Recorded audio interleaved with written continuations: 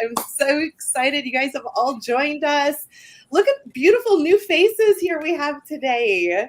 I am super excited about our topic today. It is about cortisol. It seems like this is kind of an old buzzword, but again, a new buzzword in TikTok world and in the world of social media. And I call it the 30-second education moments from TikTok and all the others. But hopefully we're going to do more than 30 seconds of this conversation and really dive into, what cortisol is, how it affects our bodies, and just overall a better, clearer understanding of cortisol. So thank you for joining us. I'm Jamie Lee, your visionary and founder of Alternative Healthcare Solutions. I'm also a certified nutritional health coach, and I help people reverse chronic conditions. And sadly, cortisol is a chronic condition for some people. We've all been there, I think. And this is funny. The reason why I came up with this theme of cortisol was really because my daughter came to me one day and she says, "Mom, I think I have a cortisol issue. I've been researching it." In other words, she's been watching reels. So, and I'm just like, okay, babe, I don't think you have a cortisol issue. I think you have a sugar addiction. So we're going to address that first. But teenagers. But it is a real thing, and it can definitely throw your body through a loop. And of course, sugar is a factor as well. But welcome. So I wanted to go ahead and get started and introduce all of our speakers today. We'll have probably one or two more pop in later on in a little bit. I know people are scurrying to try to get to our live. So first, I'll start with you, Judy. You are a new face to the crowd. Welcome to Alternative Healthcare Solutions. We're excited that you're a part of our team. Why don't you go ahead and introduce yourself, tell us where you're from, and then explain a little bit about your modality. Thank you so much. I'm so happy to be here. I am Judy Lynham. I am a functional blood chemistry analyst and an integrative nutrition health coach.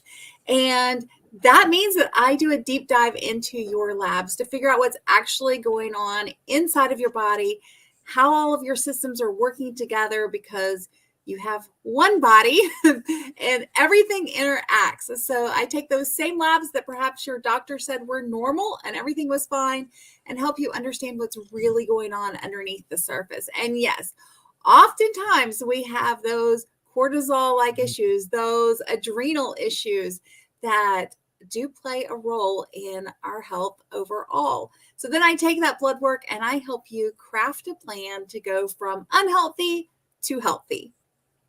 Beautiful. I love it. And you're so right. So many times people feel like something's wrong. They have that intuition that their body is off, and they have the intuition to say, I think it might be this, and they go get the lab work done that's supposed to tell them. In fact, I was just talking to my brother the other day about testosterone, and he had this feeling like his testosterone was off. And so he's like, I just really feel like it's off. So he goes and has it tested, pays all of the money to have, all these labs done. They come back and say, your labs are normal. His labs weren't normal. Yes, they were in the normal range, but not for his age, and his condition. It's like, this is not normal for him. He should be, his levels should be much higher. And so his intuition was right. Doctors, turned him away saying, you're fine. There's nothing here. But so I just want to, really express, you are the advocate of your own body. You know what's going on in your own body. So when you have that intuition, don't let someone convince you otherwise. Just dive deeper. Maybe there's not an alignment there. So I'm so excited that you're here, because I feel like there's so much validation that can be happening with the modality and the expertise that you offer, because people really need a deeper understanding. Follow that intuition, dive deeper into the labs. It tells a story, right? It really does. And I always encourage people, look, you are the expert on your body. You've lived there your entire life. You know what's going on. You know the difference between I'm tired because I stayed up with a kid all night and I'm exhausted and I can't function. You know the difference. The doctor oftentimes blows these things off to say, oh, you're a mom of young kids or whatever, but you are the expert. Go with that intuition. Your body is telling you something. Your symptoms are telling you something. Listen to them. Absolutely. Well said. Okay. And next, we're going to introduce Kate. Kate is a longtime practitioner here, and we're excited to have her here. She is very intuitive and really has her own story of battling cortisol and stress and everything else. But Kate, I'll let you introduce yourself. Yeah, thank you. So I'm Kate Simpson. I actually work as an energy healing practitioner. I work with emotion code, the body code, and the global energy method. And I'm excited about this topic because for me, over 10 years ago now, I was diagnosed with an autoimmune condition. And when working with a naturopathic doctor, he did a cortisol test on me and things were completely out of whack. So it did show up incorrect on my test. And whatever it was supposed to be, I was the complete opposite. I had extreme insomnia. I had a lot of anxiety and jitters and shakes, and really felt just this inability to have clarity of thought, make decisions. There were so many symptoms I had, and discovering that my cortisol was completely out of range really allowed us to create a healing plan that was actually effective, and I started to feel better. So it was a really important thing that the naturopathic doctor helped encourage me to get tested on, that an endocrinologist didn't think it was necessary, didn't think it was important at the time. So it was really so powerful in my journey to just explore that, the cortisol factor. Yeah, absolutely. It's so important, especially when we're dealing with any kind of chronic condition, to really understand a deeper dive into all the parts of our body that's working together. Stress, especially, and we're going to talk a lot about that today. But yeah, I'm so glad that you're here. Thank you, Kate.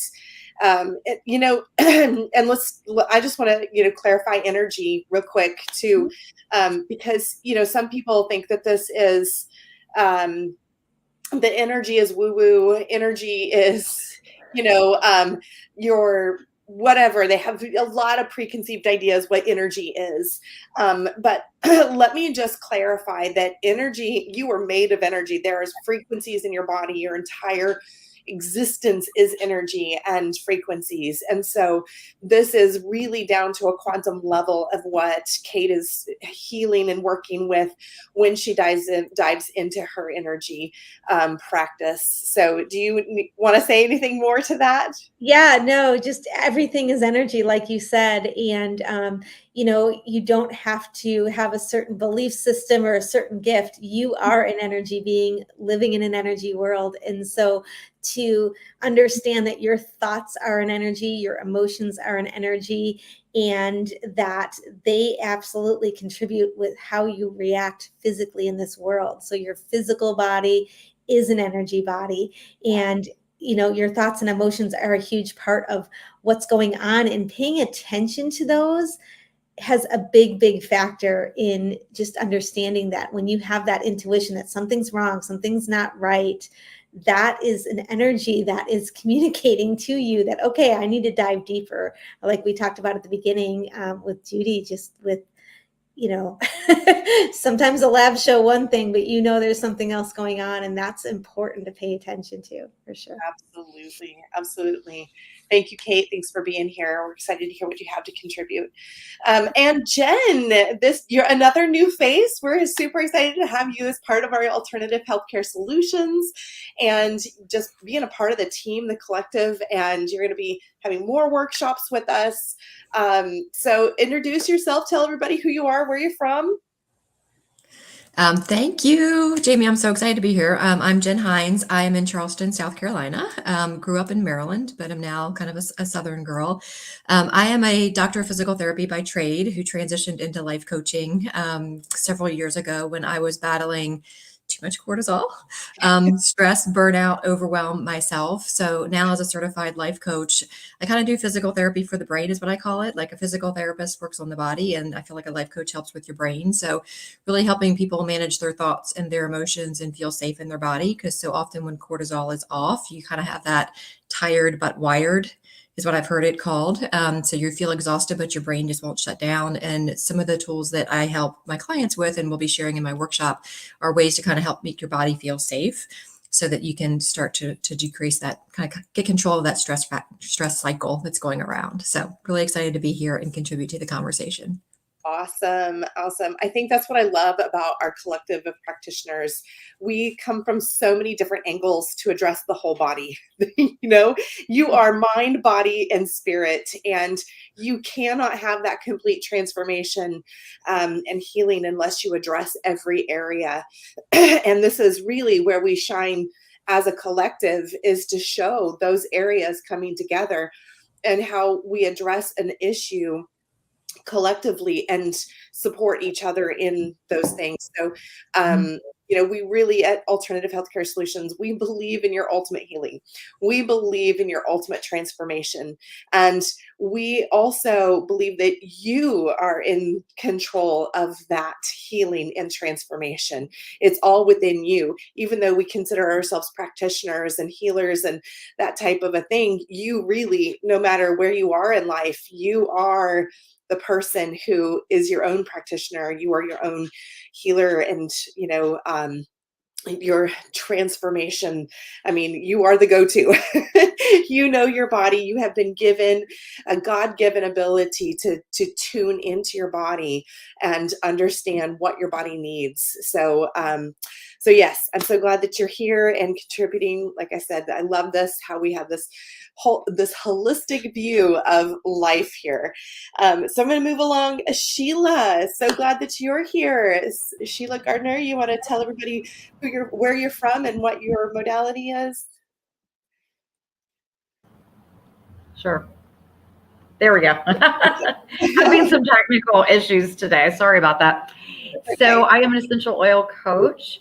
And so that's kind of my focus in the holistic wellness picture here, is dealing with essential oils, and had actually used some essential oils dealing with some health struggles I had that kind of relate to this with cortisol. I was dealing with some stress and situations back in 2018 and was in a fight or flight mode. And my functional doctor at the time, I walked into the office and sat down and immediately started crying. And she was like, okay, we've got to get you out of this situation. But it caused me to have all kinds of inflammation. And once I started changing my diet and then also working with the essential oils I use, I created a blend for myself out of about 8 or 9 different oils and put that in a roller bottle and started using it every day. And it was just absolutely amazing. So I was able to kind of come out of that mode. So even just that personal story that I have, just seeing that result. But that's why I'm so passionate about what I do. So any questions about essential oils, I will do my best to answer them. And if I don't have an answer, we will find one. So love it. I love it. Essential oils, something that raises your cortisol level would be childbirth. And, I've used in many of my, I'm saying this because I'm like pretty much 9 months pregnant at this point. But when we're going through birth, essential oils, that's what I've used before to help regulate and calm down and rest and relax. So I love that you're here. I love that what you have to contribute, and looking forward to what you have to say.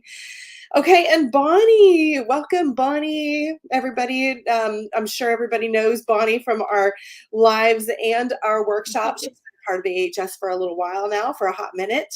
But go ahead and introduce yourself to the audience, Bonnie, and tell everybody what you do. Hey, everyone. So I am a holistic nutritionist. I'm actually educated as a holistic health practitioner.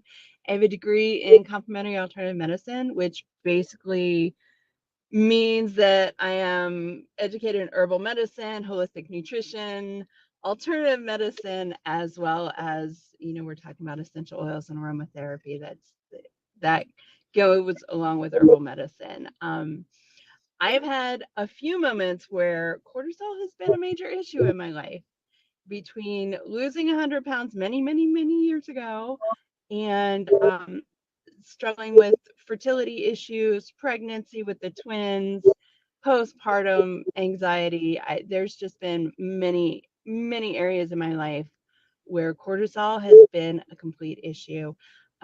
Something a lot of people don't know is after I had the twins, about a year later, I was still struggling to lose weight. You think your cortisol is high and that is an issue, but that's not always the case. Cortisol can be extremely low, and mine was it had bottomed out. So using alternative medicine techniques, especially traditional Chinese medicine and herbal practices, has helped tremendously in returning that cortisol level to healthy versus too high or too low. And we could be either one of those. So I'm excited for this topic. This is a really good month for me. I get really excited about this one. Awesome. Awesome. Love it. I'm so glad you're here. Food has a big part in our cortisol and drives us to even eat the foods that we shouldn't eat. It's a big factor. So I'm going to go ahead and let how this goes, how we operate this. These lives. So first of all, thank you for joining. Thank you for watching. We're here to answer your questions. So all week we've been polling the audience on all of our different platforms, asking questions. What do you want to know about cortisol? What are your questions? I know that that everybody has heard the word before, but they may not know exactly what it means for their body, if it's good, if it's bad, if it's natural, if it's, anything of that nature. So we're here to clear up those topics. But what we'll be doing is for the next almost hour and a half here, we'll be going through your questions, and it's going to fly by. You don't have to join the whole thing. You'll have replays available. But attend as much as possible. But what we're going to do is just, like I said, we're going to answer your questions that you have. We've got several that throughout the week that we've been polling, and we're going to answer those. But more so at the end of the month on the 21st, we are going to have a deep dive into each one of our practitioners' modalities. Okay. So each one of our members, more than what you see here this morning, we have several others that are going to be presenting on the 21st. It's going to run from 8 a.m. to 8 p.m. Central Standard Time. And every hour on the hour, we're going to have a practitioner that's going to be addressing the cortisol factor through their modality. So this is really a deep dive to find that practitioner that you align with, that resonates with you. And we really encourage you to listen to each one of them, because you may have a real emotional response to cortisol, and that may be the only thing that's really triggering it that you need removed. Or it really could be something in your blood work that's telling a deeper story that you need to dive deeper into that. So, but listen to your intuition as you listen to these practitioners at the end of the month, and really explore what is triggering that cortisol factor in your life and in your body, and how those responses are happening. So we're going to do some education today, and then later on in the month, we're going to, like I said, just go all out and really bring you some alternative solutions to some chronic conditions. So welcome, and we're going to go ahead and get started. If you have any questions, if you're watching live, just drop it in the chat, and hopefully we can all see our chats, and we will answer them as they come in. But first of all, let's dive into the first question. Does anybody want to dive into just what is cortisol? Judy, do you want to answer that? Yeah, for sure. It is a steroid basically in your body. It's a hormone, and it plays with all of your other hormones. So it helps you regulate your blood sugar. It is a effect of your cholesterol. Cholesterol is a precursor. And so all the things that can affect you, stress, sleep, sugar, all of those things will affect the hormone levels in your body. Because when we're looking at cortisol, we're really looking at the HPA axis, the hypothalamus, pituitary, adrenal axis. talk about cortisol, which is one hormone, we're also talking about how it plays with our other adrenal hormones, our adrenal system, how we react to that stress in our life. And I think it's also important to know that when we're talking about stress, a lot of us think of mental or emotional stress, but we're really talking about all stress factors, physiological stress, whether your body is too hot, too cold, too hungry, too tired, those sorts of things, plus relational stress, financial stress, emotional stress, all of those things. Your body doesn't really differentiate between a physiological stressor or an emotional stressor. Your body is still pumping out hormones and chemicals in response to that. Beautiful, beautiful. Thank you for clarifying that. I'm sure some of you didn't know that it was almost a steroid. Okay, so let's dive into the next question. So this one probably can go again to Judy, just to kind of clear up some technical questions here. Give me a minute to spotlight this. Okay, how does someone measure cortisol? So there's a few different ways that we can measure cortisol. One of those is a serum or blood test, and it's literally just measuring the amount of cortisol in your body. There may be some benefits or drawbacks to doing it, and we can get into that later, and I'll definitely jump into that in my workshop at the end of the month. But we also have salivary testing that uses your saliva, and we can even do urine testing for cortisol. There's definitely some that are more effective or less effective than others as far as actually determining what's going on. But also you can look at things like your electrolytes, which will tell you whether or not you have adrenal issues, and could be a really great way of looking at it, even with blood work that you already have, that CMP, that complete metabolic profile that gives you your potassium, your sodium, your chloride, those sorts of things. That can tell us if you have issues going on with your adrenal system, and cortisol is one of those hormones, one of those chemicals that is released by your adrenals. So we can even look at a basic lab test and get a pretty good indication. Beautiful, beautiful. Anybody else want to contribute to that, or you guys move on to the next? It's pretty clear. Okay, thank you, Judy. Let's talk about really quick some of the symptoms of cortisol. How would one identify those symptoms in their life all the way around? Like, let's look at it from a mental perspective. What can trigger those cortisol factors? Emotionally, what can trigger those? What to look for whenever we're in our relation to food and that type of a thing. I know for me, when I was going through some issues, it was almost like after I'm having this very stressful experience, right? It was almost like I was hungover the next day. Like, you have a chronic headache, you have exhaustion, brain fog. I don't know what's wrong with me. And I remember just being dazed and confused as to, I've forgiven, or I've let it go of this. Why am I so exhausted today? Why am I? And this goes back to those relationships that we have, the experiences that we have, the stress factors in our life. But when we start experiencing that hangover the next day without alcohol, it's time to start questioning some things. So let's address it from that area. Kate, how are some emotions, or how would we look to see what is actually some signs of a cortisol response in our body that emotions are triggering?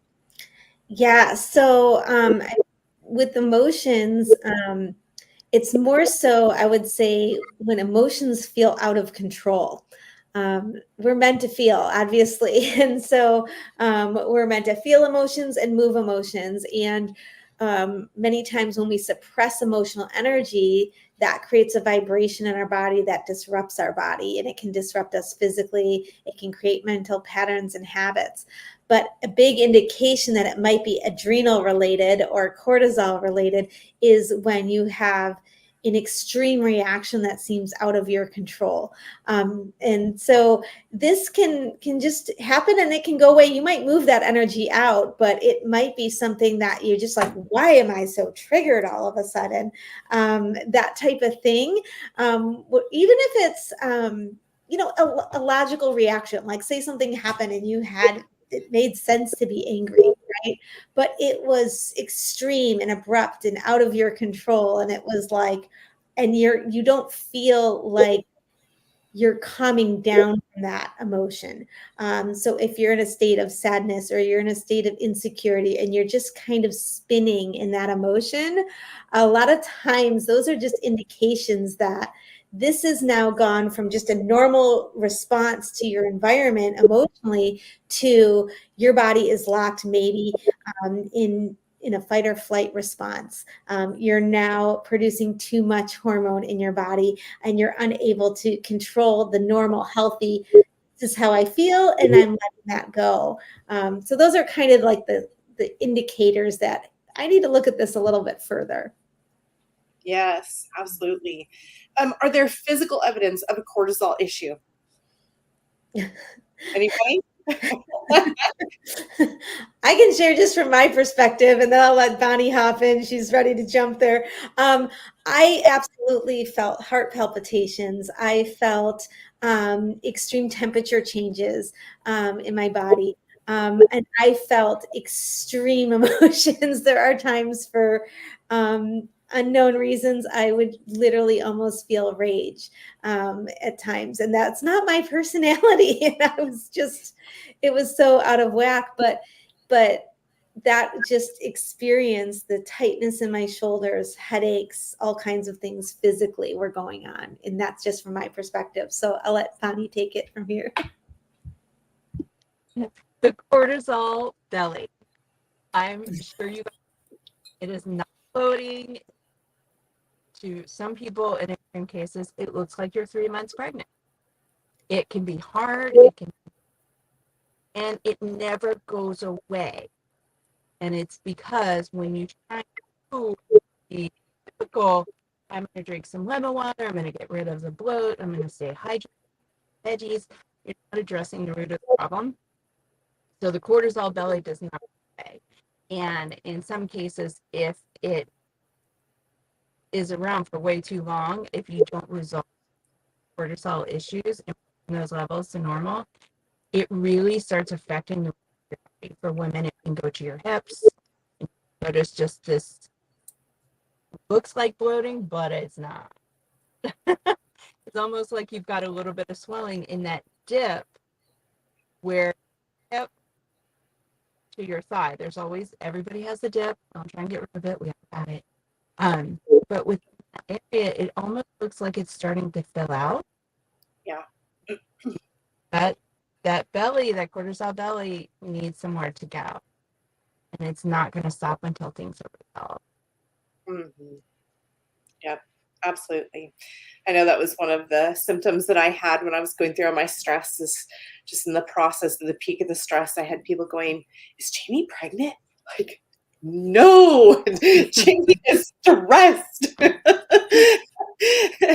So yes, absolutely. The cortisol belly, that is for sure something that people, struggle with. And it is one of those situations where they crash diet because it won't go away. They're saying, I don't eat anything. I only eat lettuce, which is only contributing to the factor. And they think, oh, I should be losing all of this weight, but really they're just doing more and more damage to their bodies and their ability to lose weight. So, and their entire hormonal system. So great point, Bonnie. Thank you for bringing that up. Anybody else want to draw? Yep. Go ahead, Jen. For me, my own personal cortisol journey started with perimenopause. And for me, it kind of manifested as I'd get up to pee at 3 a.m. and then my brain would not shut down, right? So I'd have that natural peak of cortisol and have to pee, and then my brain could just not unwind, right? So all the to-do list, the worries, the stressors, like my mind, I literally felt like my mind was just spiraling and I couldn't shut it off. So it impacted my sleep for sure. For some of my clients, that happens like before bed, where they're just like the stress is just cycling in their head and they can't calm it down. So for me, it was the weight gain, like Bonnie was talking about, but then also significantly impacting my sleep for sure. Yes. Yeah, that's a great point. I always ask my clients, so do you get up to pee around or in the middle of the night? They're like, yes. Is it between 2 a.m. and 3 a.m.? Yes. Okay. We have a cortisol. And they're like, how did you know? We have a cortisol issue. Judy, do you want to explain why that happens in our body when at 2, 3 a.m.? That is like the peak moment when our body is waking us up to go to the bathroom? Yeah. Cortisol is one of those diurnal hormones in that it has an effect twice a day. It's got its own rhythm. We all have our circadian rhythm, which just means day and night, and we are on that. And we have a burst of cortisol in the middle of the night, typically around 2, 3 a.m. And that just kind of helps sustain us throughout the night. It's very directly tied with our blood sugar levels.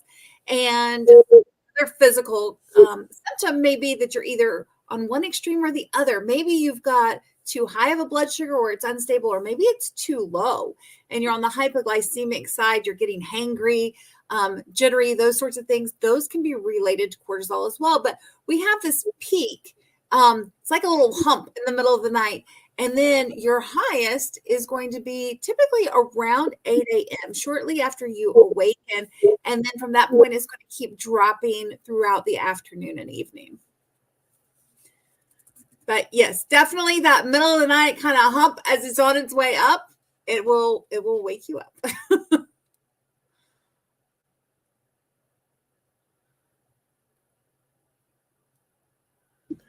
I'm wondering if Jamie's frozen. Can everybody else wave? Are we all active? Yes. Okay, Jamie, I'm sure will be back with us in just a minute. Do we want to also talk about the sugar cravings and the sugar crash? Let's do that. Yeah, because that's something that I don't think, we've mentioned blood sugar, but there is something to be said for that crash. I have hypoglycemia, so when my blood sugar crashes, there's patterns that I follow. There's patterns my body follows. When I was having cortisol issues, it wasn't the same pattern.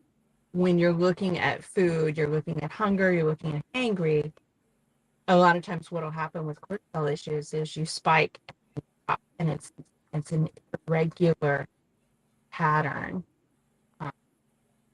Anybody else want to hop in on this? Because I know we all talk about this blood sugar a lot with clients. It's something that pops up regardless. My big focus is gut health, autoimmune dysfunction, chronic illness. But regardless of what your focal point is for health improvement, blood sugar really is one of the key components. Awesome. Thank you for that. Yeah. I know we had some pre-submitted questions, so I'm just trying to pull those up on my phone so we can kind of just move along until Jamie gets back to us. She had a power loss, so she'll be joining us back.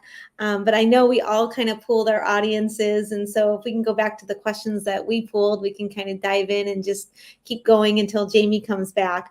But I know, Jen, one of the questions that your clients were asking were like, how do we manage it naturally? Do you want to jump in a little bit with that one? Sure. I can talk about like my modalities as a life coach, and then I would love everybody to contribute as well.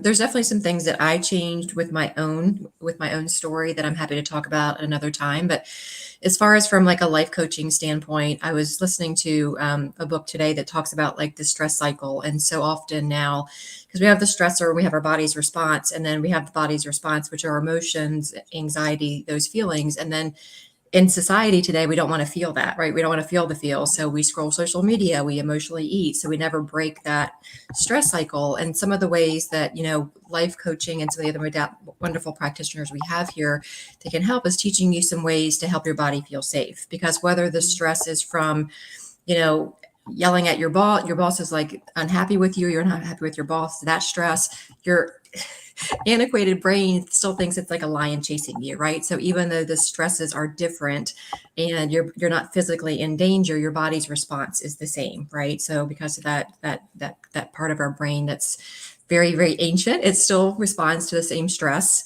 regardless whether you're out yelling at your teen or you're being chased by an angry dog, right? And our body reacts in a couple different ways. It's going to, like, I think it was Kate that mentioned fight or flight, but then there's also one called freezing now. So where your stress is so much, your body just freezes and you don't know what to do. And I've actually had some of my clients be in such of that state that they don't know what to do.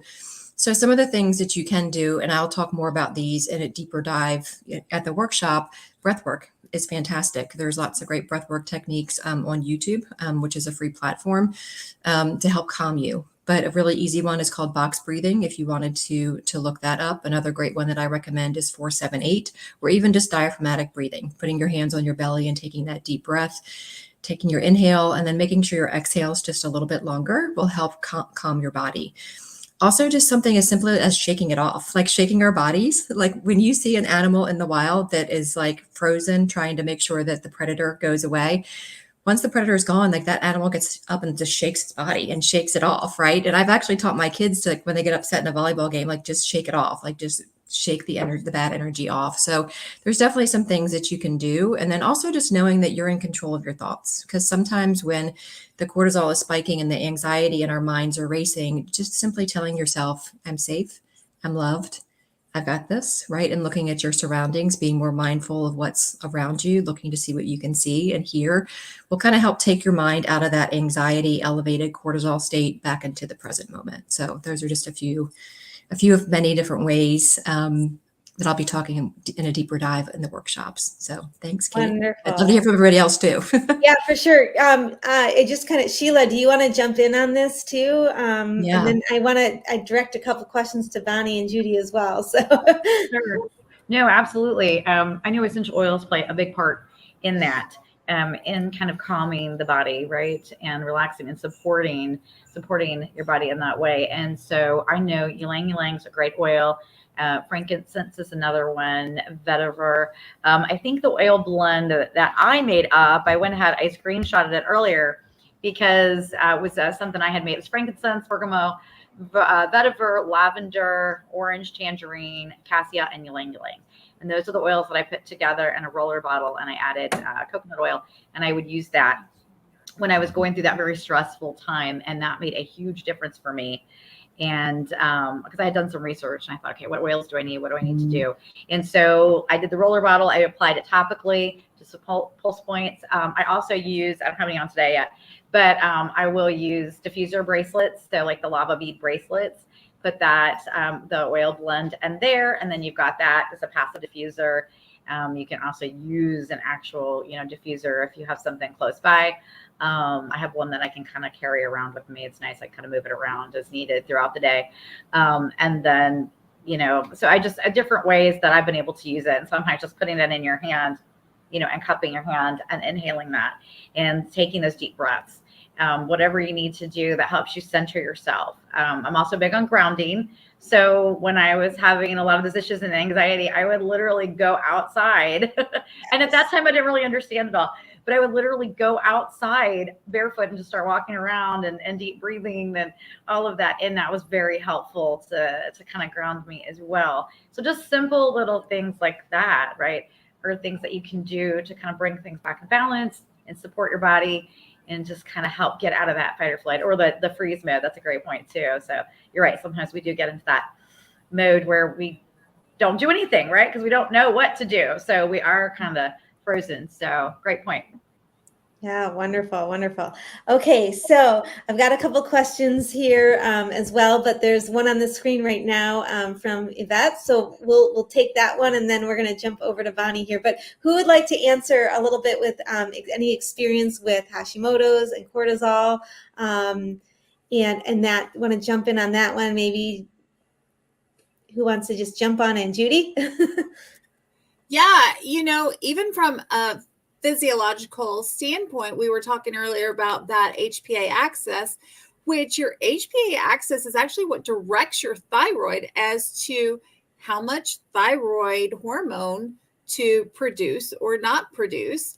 And we also talked about cholesterol being a precursor. Well, cholesterol is manufactured in your liver, which is also the seat of your thyroid conversion hormones. So it absolutely is related, because there is this feedback loop that's going on between your adrenals, your brain, your pituitary, that TSH that everybody talks about when they test that thyroid hormone is actually a thyroid stimulating hormone that's produced in your pituitary gland. It's a pituitary hormone, not a thyroid hormone. And so you can see how all of these things start playing together. So absolutely, cortisol is going to affect your thyroid, your Hashimoto's, your autoimmune, because it's affecting your gut. We talked about that a little bit earlier. So absolutely, you will have those issues. Yeah, I can just share from my personal experience. Like back when I was dealing with autoimmune, I had an autoimmune thyroid. I had the opposite of Hashimoto's. I had Graves' disease. And I remember just, trying to get information and answers for a natural approach. And it was really challenging. And often the blood work that was ordered for me was just this small panel for the thyroid. And my naturopathic doctor was really encouraging me. He's like, no, let's get a complete hormone panel. Let's check all of these things. And so there are a lot of hormones that are all connected. So we're one body. We're not, we're human. And so everything's connected. It's not just an issue with a thyroid. There's so many factors that come into play. And so I really appreciate you sharing that, Judy, because there are so many cofactors that are combined when we look at hormones and what other hormones interact with cortisol. So yeah, beautiful. Thank you so much. All right. Well, Jamie has made it back. We're just diving into some questions that we have in the chat. You had a power outage, yes? I told you we were getting ready to have a storm here, and power just went out just for a brief second, just long enough to shut everything down for me. So all good. All we're good. glad you all were able to continue. Yeah, great. And I wasn't really sure what questions you've already answered. But it looks like we have a couple more here. So what alternative therapies improve cortisol? I think that's a really important one, because we are all about the alternative therapies here at Alternative Healthcare Solutions. So we're going to go ahead and let's go ahead and start with you, Kate. So alternative therapies for me is I do a lot of work with energy healing. So I focus in on releasing emotions. And it's really powerful when we can identify energy that's trapped or suppressed in the body and releasing that. And what that does is, because emotions are a physical response to the body, it helps calm your nervous system. It helps relax this constant state of overproduction of hormones. So releasing emotions. I also love to share just simple practices. And I know while you were off, we talked a little bit about different breathing exercises, but also there's simple things you can do to just focus in on your neurovascular points on your head, just holding certain points on your body, which we'll be sharing, are incredible for just calming the fight or flight reaction. So identifying and releasing suppressed energy and taking time to follow up with some different therapies like deep breathing, essential oils, and so on. So we talked a little bit about that. And I know there's a whole lot of different things to actually improve cortisol versus calming that state of calming cortisol down. So I would love to hear more on the improving cortisol, the reaction in the body. So Yes. Let's see. Well, go ahead. And Judy, did you want to talk about improving cortisol in the body? Yeah, for sure. So there's absolutely things that you can do to improve those hormones with other hormone balances, or even supplementation and vitamins. Are your vitamin levels appropriate? If they're not appropriate, what do we need to do to balance that out? I always think of vitamin D as a great one, because for the most part, there's probably upwards of 90% of the American population that's deficient in vitamin D.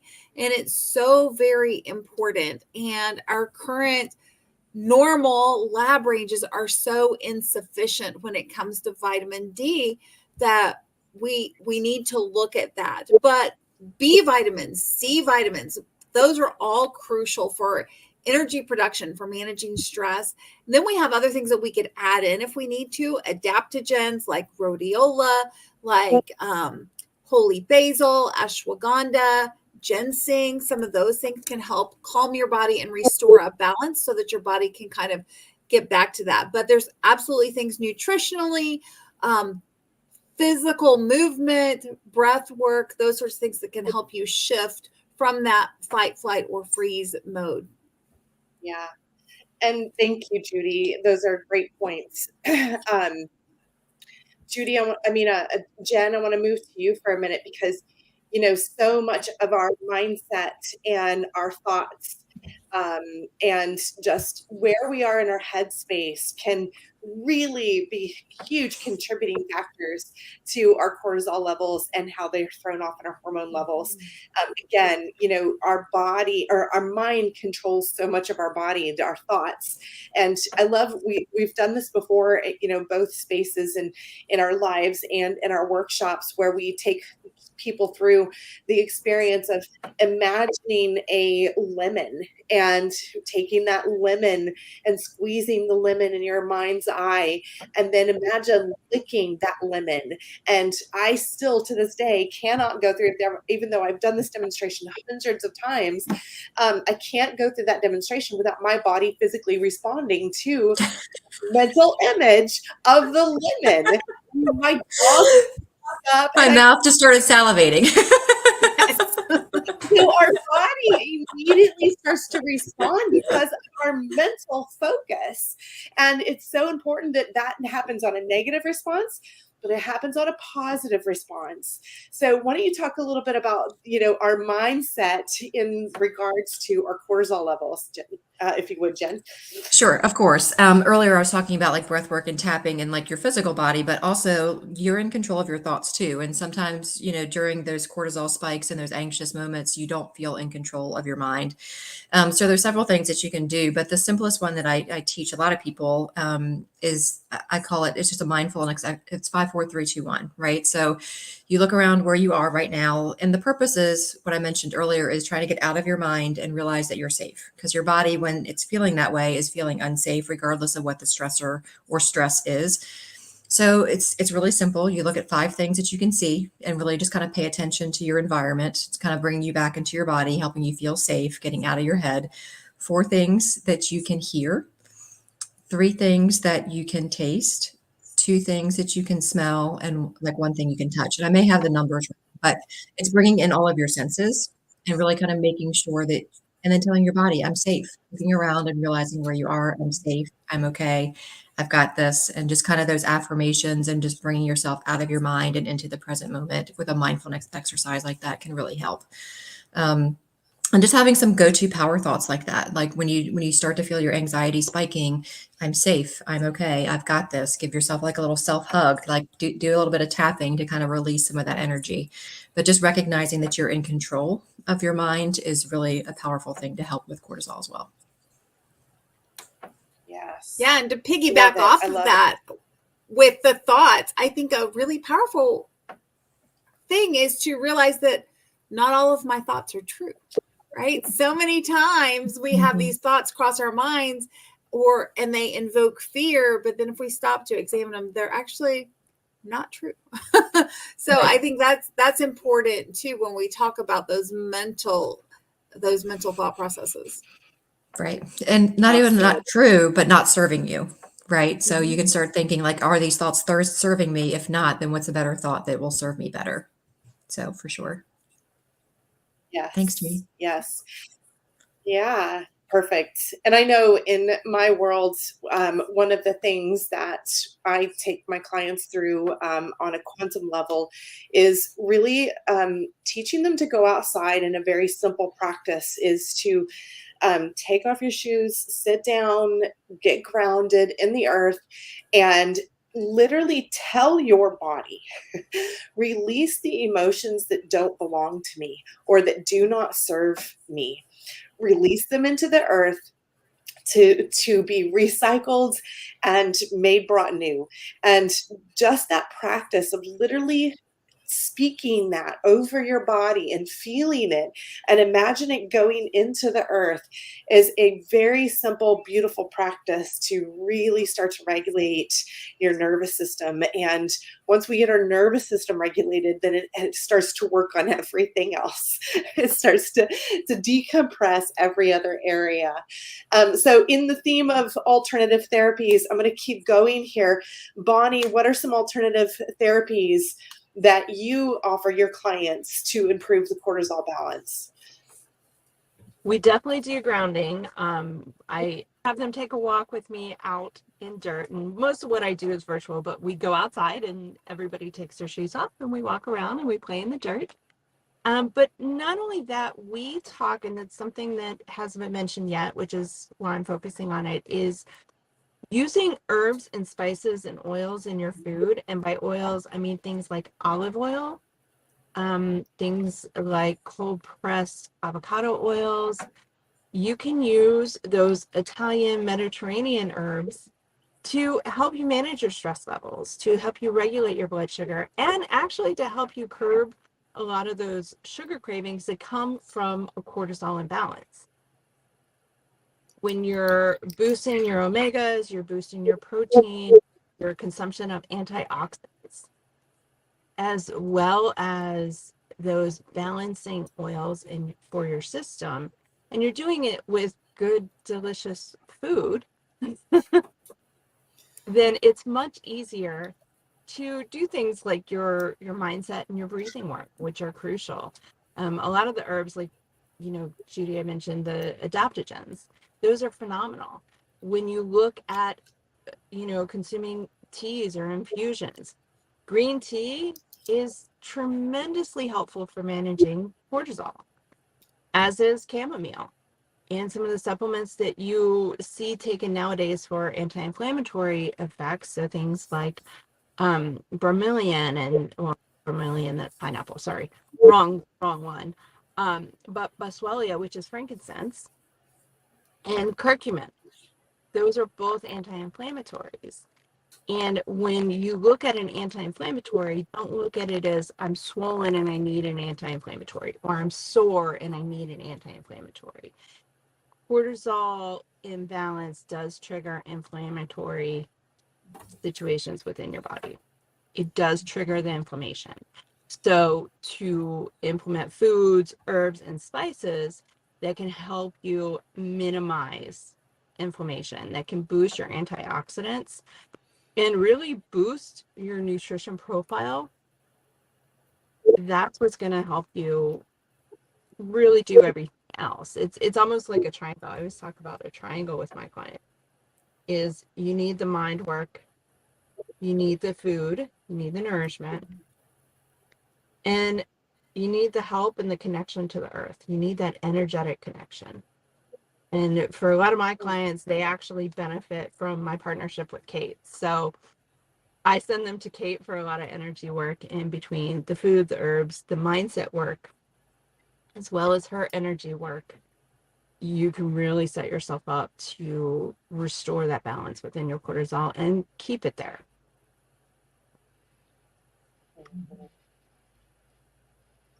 Absolutely. Absolutely. Great points. Man, I hope you guys are really getting a bigger picture of cortisol and how it really truly affects every area of our life. Sheila, I want to continue this conversation with you. You may have already answered some of this, so go ahead and feel free to pass if I was gone while you answered this, but some alternative therapies that you provide through cortisol stress, cortisol factors.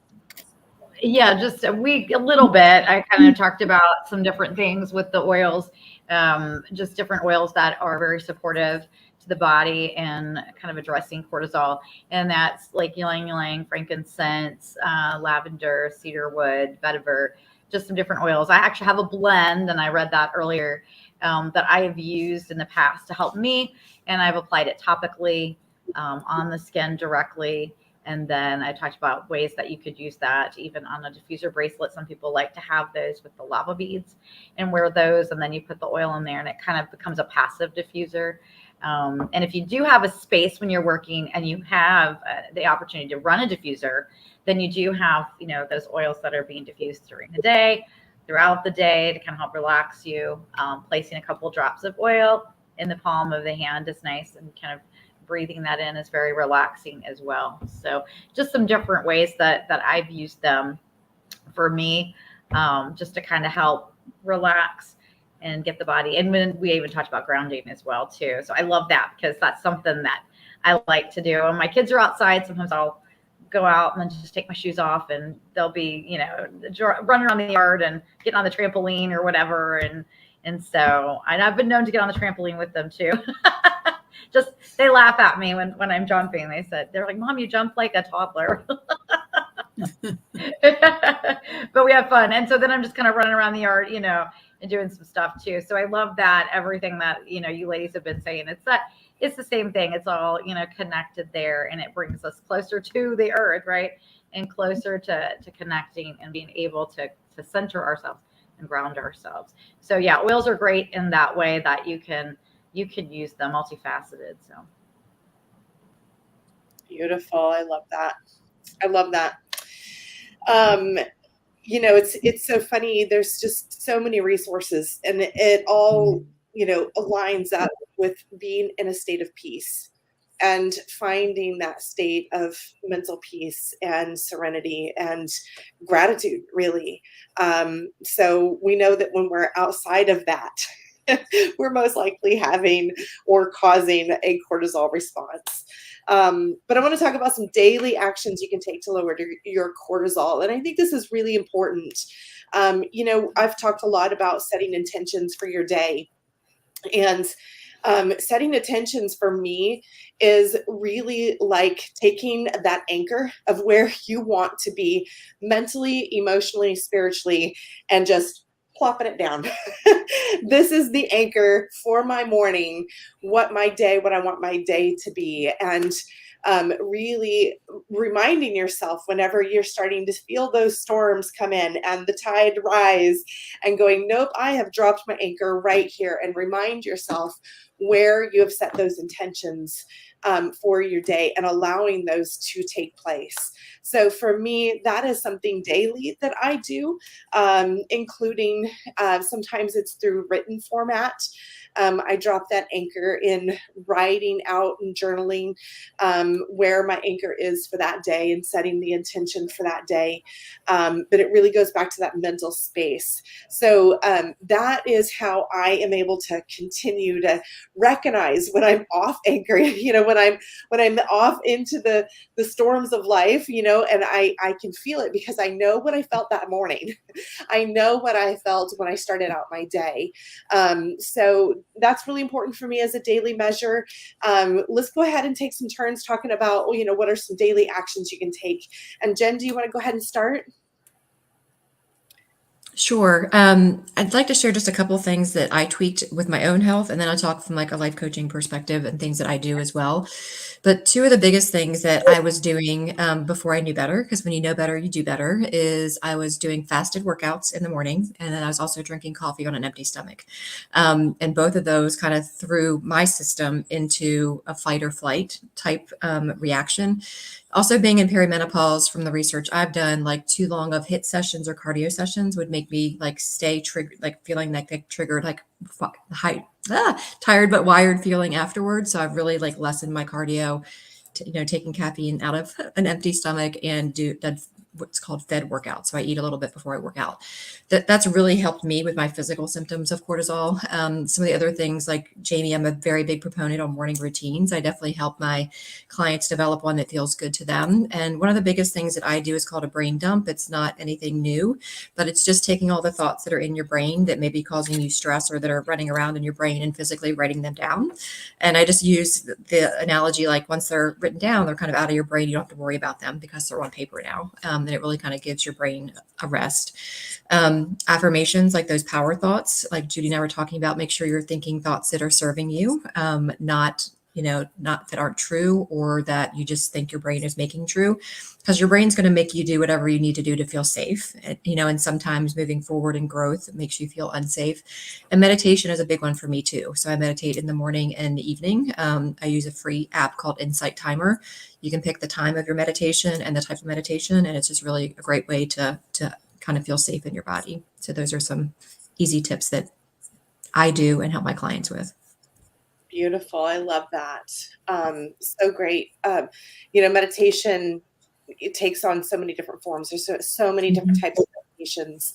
And I know some people struggle with even the thought of meditation. Like, Yes. I can't hold my brain still enough, to meditate.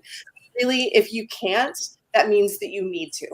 Yes. That means it's time to dive in and practice that, because that is a sure sign that you're doing yourself a disservice. So great points. Thank you for bringing that up. Bonnie, do you want to talk about some actions you can take daily to lower the cortisol?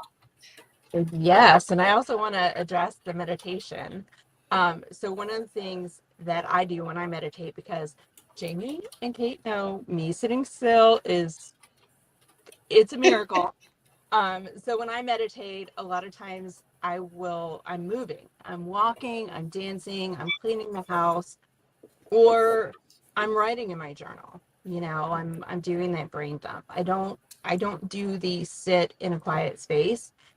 My brain goes in too many different directions for that. So what I have started to practice is every morning I wake up, I have lemon water or I have some sort of an herbal tea.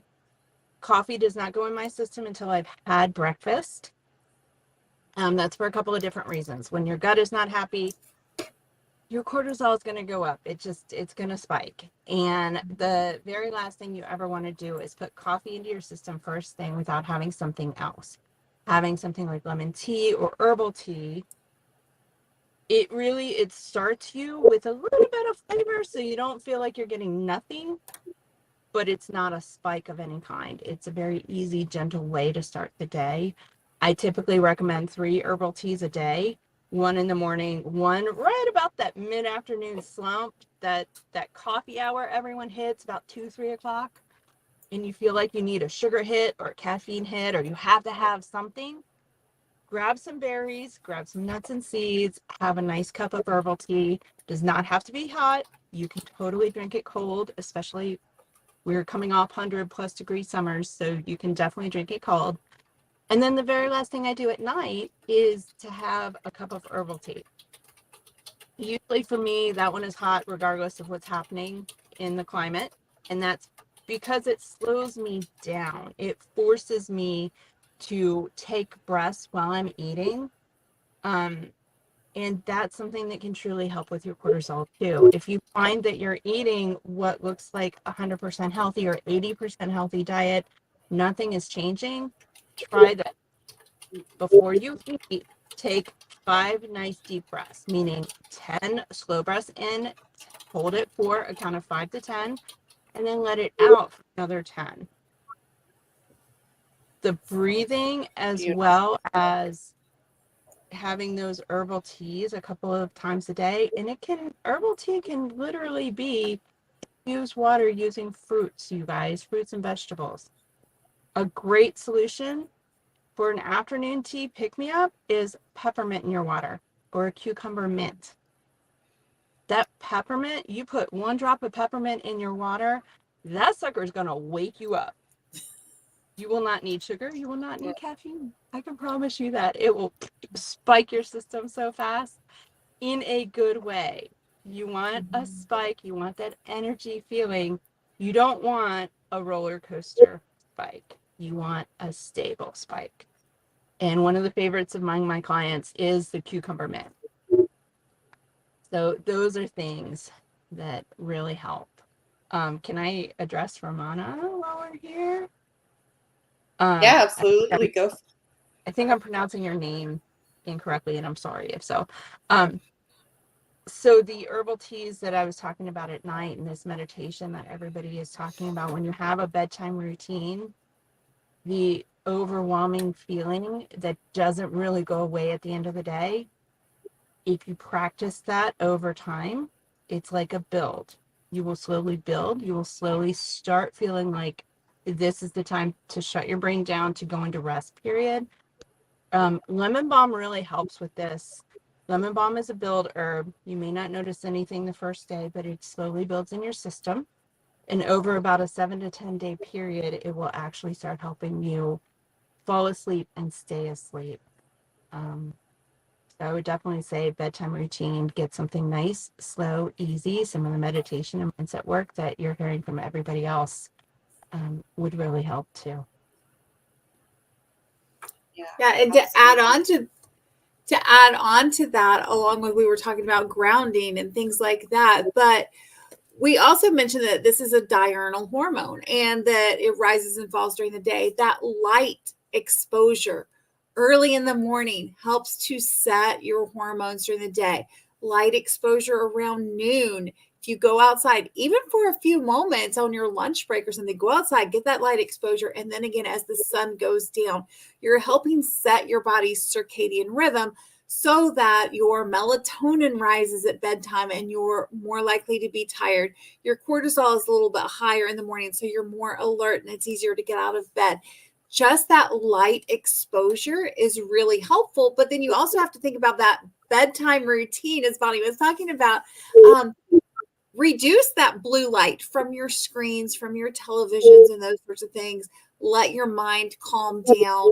Fictional reading has been very powerful to get your brain to think of something outside of the reality of your daily stressors and put it kind of into this imaginary world of your fiction novel. But, you know, there's some of those things that can really benefit you with that falling asleep and sleeping more soundly as well. And then to piggyback off of what Jen said, that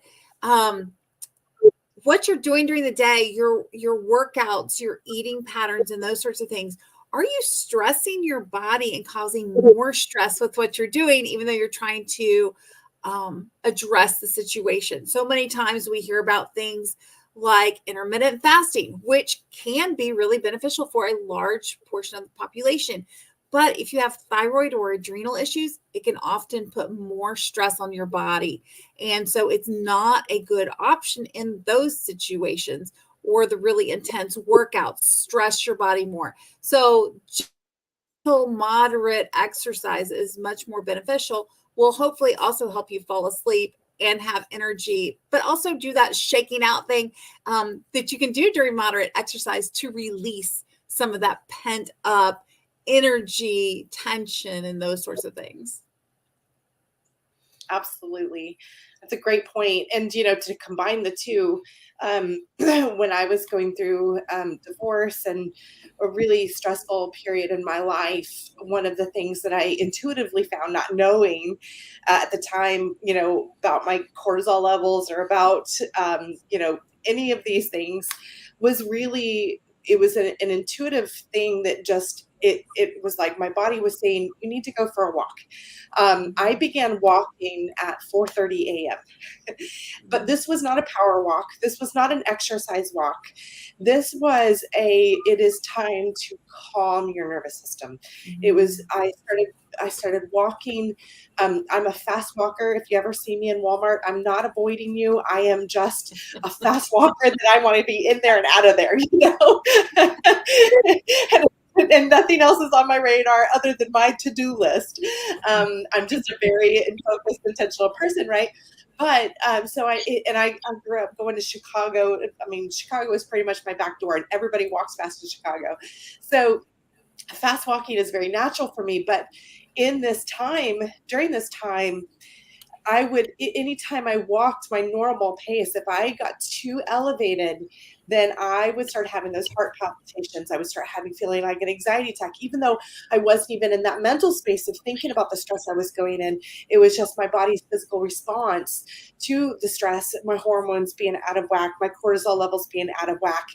And, but what I found was that as I walked very slow steps, and observed the squirrels, observed the birds coming alive in that early morning hours, observed the blooms on the trees, just really taking in the present moment. By the end of that walk, I felt so peaceful and so calm. And, that's something that can be done before bed. That is something you can take an evening walk. That's kind of one of the things that my husband and I do now is sometimes we, at least every Sunday, that's our Sunday thing, but sometimes other times as well. But we'll take a very slow, intentional walk and just connect and, like you said, get away from the blue screens. We work on the computer all day long and we're constantly bombarded with just television and everything else in our social media, and just really unplugging and, like you said, taking in that natural light, allowing the sun to go down and our hormones to go down, and just really help regulate that nervous system. So that's another way that you can help reduce that before bed. But like you said, stay off of those blue lights. Once you come in for the walk, sit down, on the couch and just have a moment to just connect with yourself, connect with your loved ones, and just really just be in that restful place and prepare yourself. So I think those are great tips and great advice. Anybody else? Yeah, I'll just jump in with one last thing. It's all of these tips. I was like, oh, I was going to say that. Oh, I was going to say that. This is great. This is amazing, right? What it really comes down to is engaging your senses. We're getting light. We're moving our body. We're finding ways to calm our system. And so just one last way to do that is through sound, through pleasant sound therapy, sound healing music. So this can be things like, just ambient noises or sounds of the ocean, sounds of rain, sounds of wind. Those are incredibly calming to your nervous system. So when, Jamie, you're sharing about your morning or your evening walks, you're engaging your senses. You're engaging, allowing light to enter your eyes, or allowing darkness when it's evening to kind of, again, work with those hormones. But you're also engaging your sense of hearing, and you're starting to hear nature. And it's incredibly, when we talk about grounding and walking barefoot on the ground, connecting with the earth, we're engaging our physical body and we're engaging our auditory system. And, there's all kinds of pleasant music that has different healing hertz.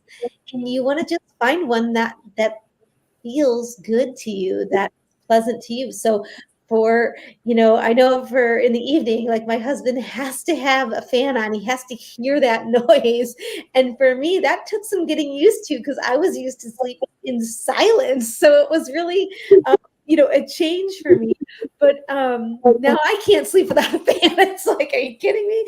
So, but just understanding that sound can be hugely beneficial. I do work with the AO scan technology, which creates personalized sound healing frequencies. So there's tools that you can use as well. There's free resources online. YouTube's incredible for just picking out different sound and healing frequencies, but creating something that's personalized. That's the beauty of the tool with an AO scan.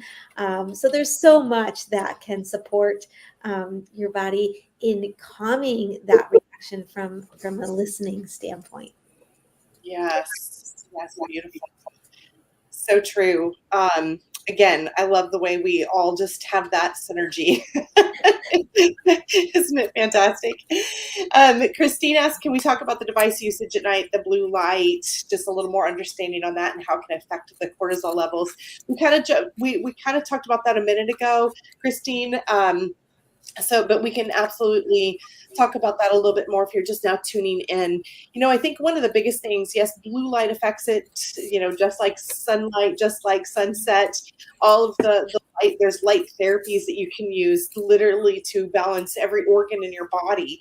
And the blue light is, can be a very destructive light in our system and in our, our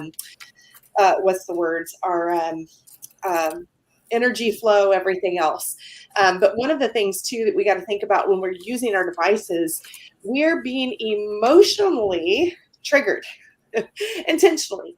We are intentionally being triggered, whether it is a movie that is meant to trigger you emotionally in a good way or a bad way, whether it is the news, it is really meant to trigger you, to keep you engaged, to stimulate those responses in our body.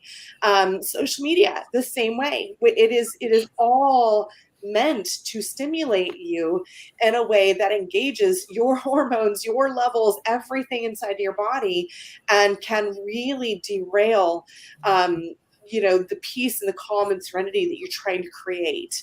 So I think it's really important to really look at that and say, does this serve me at this time? What would serve me more? What would serve me better to be able to have a good night's sleep and unplug, or to find out, what the latest is on the debate? And I think that it's really important to understand that all across the board, whether it's something that you align with, like, if it is, let's just go the political arena really quick. Even if it is something that you align with, these are still things that are supposed to trigger you emotionally. Propaganda is propaganda. It is meant to keep you engaged, to keep you there on top of it, and to, like I said, stimulate your entire nervous system. And your nervous system cannot determine whether you're going to get the right president in the next few months, or if a shark is chasing you up the stairs into your bedroom on land. Like, it has no way to understand what the threat level is. It just knows that there's a threat.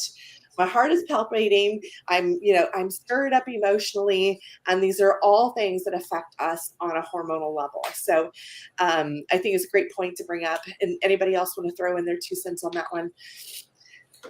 Yeah, I think it's twofold when we're talking about the blue light usage at night. We've got the physiological response to the blue light that is reducing our melatonin. Even 1 second of that blue light exposure can delay our melatonin production and stall it for a long period of time. I think it's like 27 minutes just from a split second of blue light, which is why, if you get up in the night, like, feel your way in the dark. Don't be flipping on lights, don't stub your toes, but don't be flipping on lights, because you're disrupting your melatonin and you're stimulating that cortisol and that alertness. But it also goes beyond that. Like you were saying, Jamie, that what are you consuming with that blue light? How is that stimulating your cortisol? How is that stimulating your adrenals? How is that keeping you from relaxing that melatonin in the evening? So there's not just the blue light itself, but also what are we getting that with? So for the blue light itself, yeah, there's blue light glasses, but that doesn't change the content that you're bringing in to your mind and to your emotions. Yes, absolutely. Absolutely. We are coming up about 10 minutes left here of this live stream. I'm telling you, it goes by so fast, doesn't it? It goes by so fast, but I want to make sure everybody's questions get answered really quick. And if we don't have time to answer your questions, or if you think of something after the fact, or you're watching the replay, just know that we are going to have that event at the end of the month on the 21st on Saturday. And if you register for that event, even if you've got plans on Saturday and you're not going to be home until 6 in the evening, everything is going to be recorded, and you'll have access to those recordings for 72 hours after the event ends. So you'll be able to go in there and still attend, even if it's not live. You're still going to have access to all of those workshops. Get with one of the practitioners that you are probably on one of their social medias watching this right now. Get with that practitioner and ask them for a coupon code, because they have a coupon code that will get you in for $1. This event is typically $35 to attend. Live. And the reason why we do that is because our practitioners are actually letting you engage in their knowledge, engage in their experience and their expertise. Sometimes you're practicing, getting a live experience of the modality as well, which is a high value. Sometimes that's $175 value for some of our practitioners. So there is a high value there, but if you just connect with one of these practitioners, you're going to be able to get in for just $1 and attend this entire event and see each one of our workshops and really engage in what all we have to offer to help bring us solutions here. But I want to go ahead and answer Jackie's question. Jackie asked, any idea what these new shots are doing to cortisol in the body? And we'll see if we get kicked out of YouTube for this one. Ready? Well, I'll stick my neck out on this one. I think there are a lot of studies that show even with infants, when they are receiving vaccinations, they actually have a cortisol response. The stronger their cortisol response, the more it actually lowers their immune system. It's not beneficial. It actually turns it into more of a harmful effect. And so when you think about the environment, we all know that the pandemic and all of the ways that has affected us, that affects our cortisol, right? Just kind of like what we were talking about, politics, social things, relational things. Isolation is very stressful on you. Those sorts of things. But then when you are injecting a foreign body into your body is designed to try to reject that, right? It's designed to stimulate a response, which is an attack on your body, which is going to increase your cortisol. So absolutely, it is going to have an effect. And if you think about even just the infants with theirs, and they can actually measure it in their skin as well as in their saliva, that there's that much of an effect when they receive those immunizations, that it's going to be even more so for you as you're anticipating vaccinations, as you're receiving them, as your body's fighting against having a foreign body injected into you. And so then your question is, how are you going to work on healing your body, whether you've received them, whether you've chosen not to receive them? What are you going to do to put your body in a place where it can heal and be at an optimal place? Beautiful. I love that. I love that you addressed the infancy side of things, because, it was just announced earlier that I think through the political debate, Kennedy mentioned that his children had to get 79, was it, vaccines by the time they've gone through their school years. And, we are definitely far from where this whole vaccine schedule started out. And we are in a very overstimulated state with our body, regardless. So, and I've seen way too many times moms of infants and toddlers be given the blue light screen to entertain them, to keep them, from fussing. And so there's so much interference in our nervous systems starting from a very young age. So great points, Judy. Thanks for bringing that up. And we'll see if we get kicked off YouTube. I mean, sometimes it happens. We have a long-standing joke because we had one practitioner share her experience of a vaccine injury. leading to MS, and YouTube shut us down for it for a little bit. So, but nevertheless, the truth must be shared and it must be out there. So, thank you for sticking your neck out there. And any, Bonnie? Yep. Is she talking about that or the weight regulation ones? Because I read that a little bit differently. Are you I talking did about too. Jackie? Yeah. Yeah. That I read a little bit differently. Let's address both. I'm not really sure what she was referring to, but do you want to go ahead and address the weight side of it? Yes, I actually have had people come to me who have been on it. And here's the deal with those shots is they're designed to try and bring things into regulation and a management, but with any weight regulation, when you're putting foreign substances into your body to chemically regulate, your brain cannot regulate itself. So in the end, while it may feel like you have this nice stable cortisol now, everything is balanced, life is good, the sugar cravings have gone away, you need to be very careful because when the chemical trigger stops, your brain hasn't done the work to get there. It still has to do that work. So everything that got you to the place that you were at when you started those shots, your brain is still there. It hasn't gone anywhere. It hasn't done any growth. So as far as what they're doing to cortisol, it might regulate it and keep it balanced for a sustained amount of time. But once you stop those shots, it can send you right back into crisis. Mm-hmm. Yeah, absolutely. Absolutely. Thanks for catching that. Anybody else want to address that? Good. Okay. I think we've pretty much covered most of our questions. So again, thank you for being a part of this entire experience. And again, if you'd like to register for our main event on the 21st, go to join-ahs.org and we will dive deeper into those questions, get with your practitioner, get a coupon code, get in there for only $1. And really quick, we're going to go through, and I probably should have prepared some of you for this since you're new to the experience. But one of the things that I like to do is kind of like just give you a 2 seconds clip of what are you going to be sharing in your workshop on September 21st. So Judy, you want to go ahead and start the table and let us know what you're going to be sharing, what workshop you're going to be sharing on the 21st? Absolutely. I'm going to be doing a workshop on cortisol in your adrenals and the labs. And what is that? What does it look like? What labs will give you what information, optimal levels versus normal levels, and strategies that you can do to help heal your body. Beautiful. I love it. And Jen?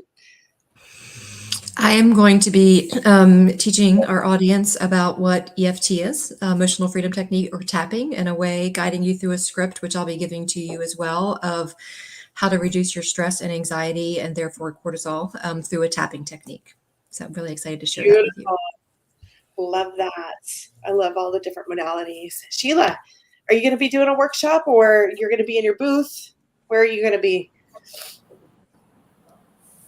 I will be in my booth and I will have some information on some of the oil blends that I have used, just for supporting the body, and then kind of going through those and to answer any questions. So beautiful. Love it.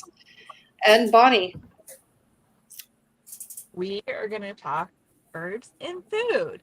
And a little, for those of you who have not been to my workshop, I have a tendency to pop out a recipe or two and walk through it with you.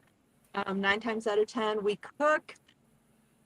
I think with this one, the boys will not be home, but heads up, I have 4-year-old twins. They tend to pop their heads in here and there, and it turns into quite the comedy show. So while you're learning, you're laughing, and you're getting a little insight into some food and some herbs that are going to help you along the way. So if you're watching this and you have some cravings, send it over to me, and I will see what I can do to make sure that recipe includes something that you'll enjoy. And let me just throw out a pro tip here. Bring something to eat, because Bonnie's classes always make me hungry. And it's always around the lunch hour. And I'm like, dang it, Bonnie. I'm going to have to go off camera here for a minute and start eating. And Kate, how about you and your... Yes. So I'm going to be talking about the emotion code and releasing emotions, but more importantly, I'm going to target a little bit of this workshop on the positive cognitive repatterning aspect of energy healing, and how adding in the new positive vibrations can help support your body through this cortisol reaction. So. I love it. I love it. I love, and we're going to have more, we'll have more practitioners. And, so those, look for information being dropped along the way in the next week or two about what those workshops are going to look like. So stay tuned. If you haven't followed our Facebook page yet, go ahead and do so. YouTube channel, subscribe, and dive in, because you're not going to want to miss this. This is going to be a really powerful resource for you guys to be able to take control of your life, take control of your health, and really heal and transform. So thank you, everyone, for joining us, and be blessed.